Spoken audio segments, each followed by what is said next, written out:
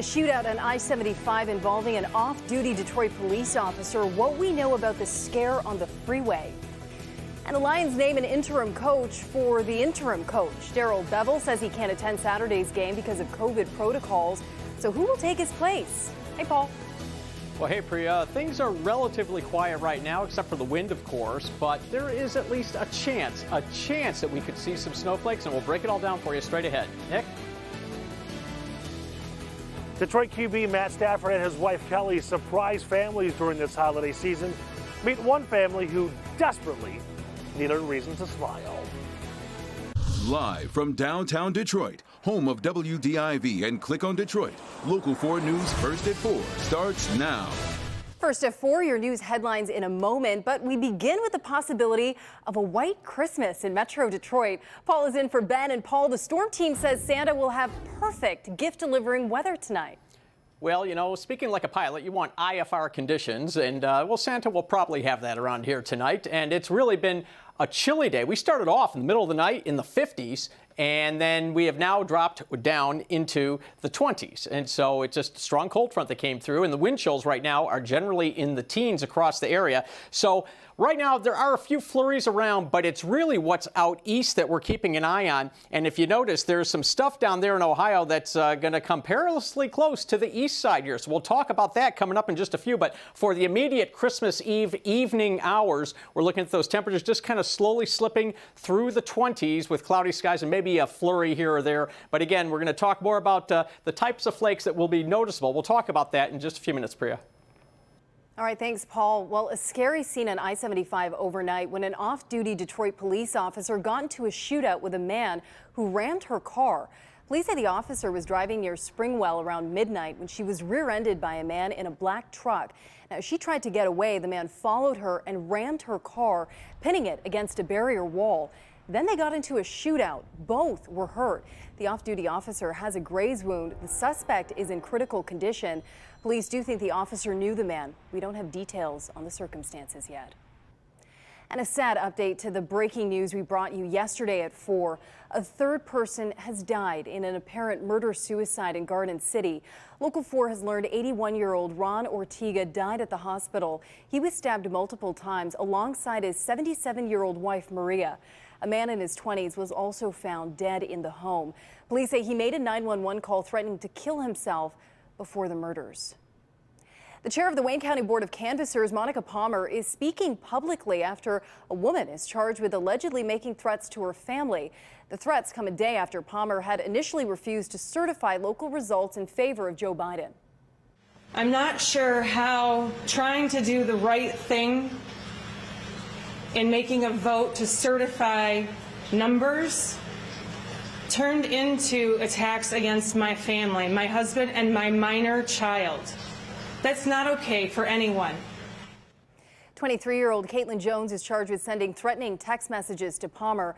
Jones was arrested in New Hampshire and appeared in court Wednesday afternoon.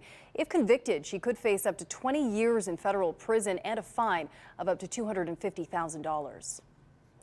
Interim Lions head coach Darrell Bevel is the first NFL head coach to miss a game due to COVID-19 protocols. The team announced Bevel and 4 assistant coaches will not coach in Saturday's home game against Tampa Bay. This comes after 2 people within the organization tested positive for COVID-19. Bevel has not tested positive for the virus, but he's one of the coaches affected by contact tracing. Bevel says he's disappointed that he has to miss this weekend's game.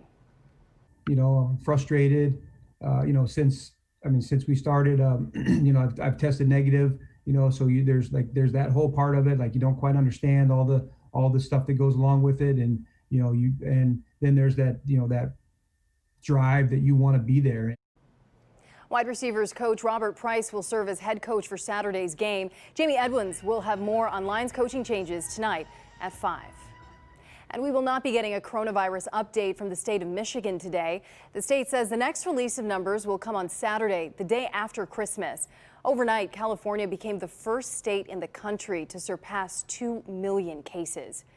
And despite the warnings from health officials, it appears people are still traveling in record amounts this holiday.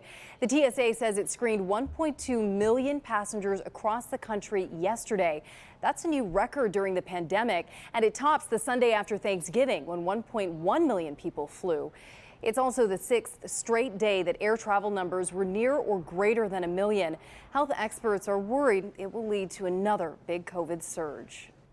And deal in doubt, those stimulus checks are in jeopardy after the House failed to advance a plan to give $2,000 to most Americans this morning. Lawmakers were brought back to square one because of a surprise demand from President Trump.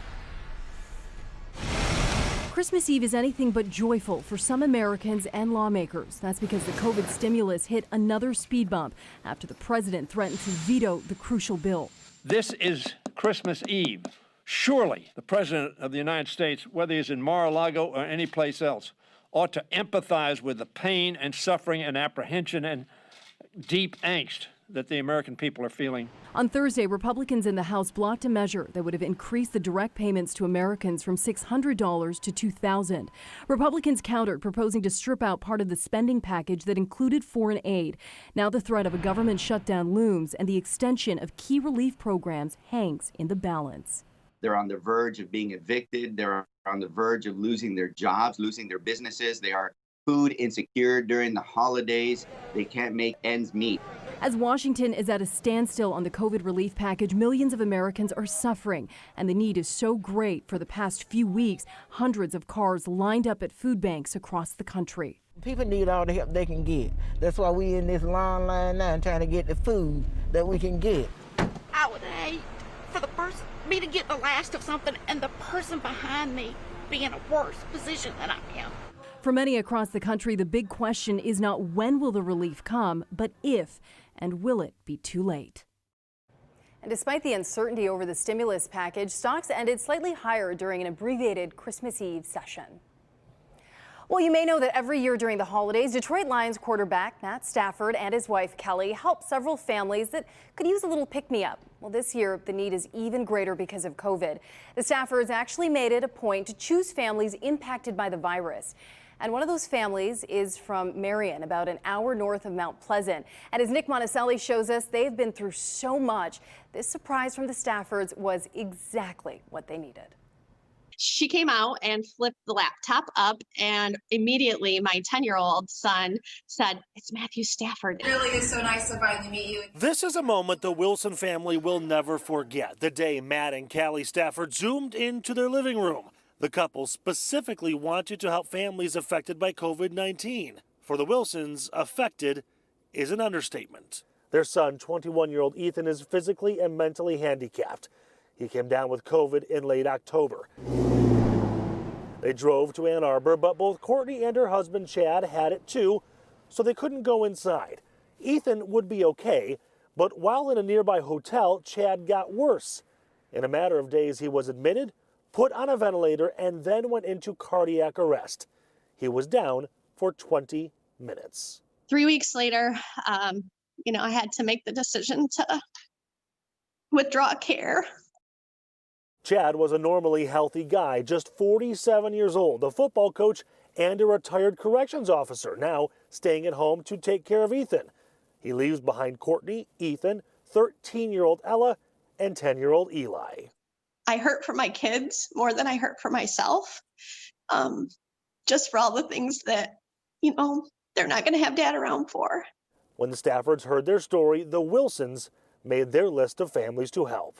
We're here for you guys. I'm thinking and praying for you guys. And if you ever need anything, we're here. You can reach out to us anytime. Not only surprising them with a Zoom call, but sending a care package with a handwritten note, a signed number 9, a massive check to help with bills, and an invitation to a post-pandemic Lions game. I've never ever been to a game, and also the tickets were on my Christmas list. It really helps get us through what's going on right now. We hope you have an amazing holiday.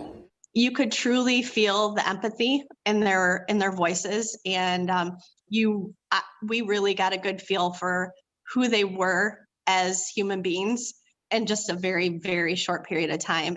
And even though Chad is not here and won't be for Christmas, they've made a new Christmas memory. We will have this memory to cherish for Christmases to come. You guys are amazing. Thank you. We'll be telling the grandkids about it. You know, they'll be telling their grandkids about it. Now, ironically, the day that Matt and Kelly surprised the Wilson family, it was Courtney's first day back to work as a nurse after her husband passed away.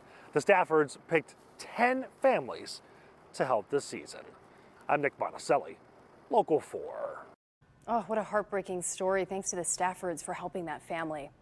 Well, it's time to track Santa. He's masked up and making his way around the globe. Right now, he's over Africa. You can see him there with his reindeer. You're looking at the tracker from NORAD, which tracks everything in the airspace over North America. NORAD has been tracking Santa for 65 years, and it all started because of a phone number misprint in a department store Christmas ad. A child called the unlisted number of the Command Operations Center, believing she was calling Santa Claus. Who knew? Well, a Help Me Hank alert for your medicine cabinet. The over-the-counter pill is being recalled because of an unexpected danger for kids.